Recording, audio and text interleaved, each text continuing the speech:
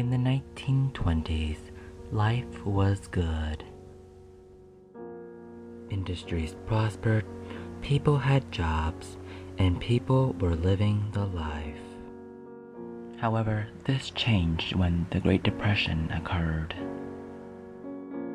A life thriving and bustling with people was now replaced with people in bread lines,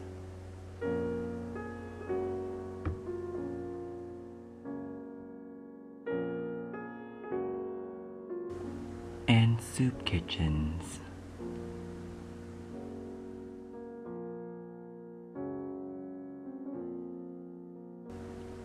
Many people also lived in shanty towns also known as Hoovervilles.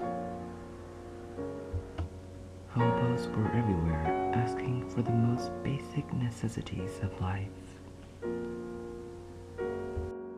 Hobo signs were a very common sight in these poor places. The farmers had it worse also. They had the advantage of growing their own food, but then a terrible drought struck the Great Plains.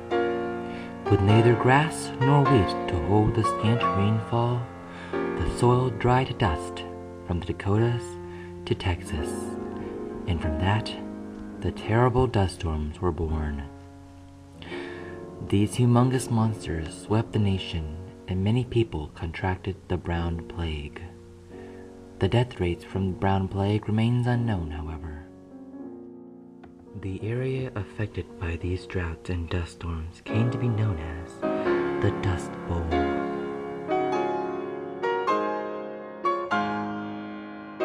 A group of people who suffered from these dust storms, known as the Okies, were able to hold their land, but many had no choice. If their withered fields were mortgaged, they had to turn them over to the banks. Then, nearly penniless, many families packed their belongings into old cars or trucks and headed west, hoping for a better life in California. In California, they lived in makeshift roadside camps and remained homeless and impoverished. People escaped from this Great Depression in many ways through entertainment. Some would watch movies,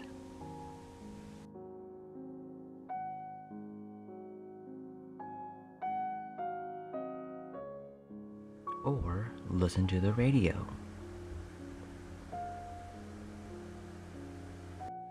Some would also draw or look at art, especially the art of Thomas Hart Benton and Grant Wood. They emphasized traditional American values, especially those of the rural Midwest and South. Adding to this, some would just read books, especially the works of John Steinbeck. He wrote about things that most people were able to relate to at the time, and added elements of flesh and blood that evoked both sympathy for their characters and indignation at social injustice. This caused his novel to become popular nationwide and is still successful today. But the important question to ask now is, will somebody be able to solve this Great Depression? Or will all the people live in sadness and poverty forever?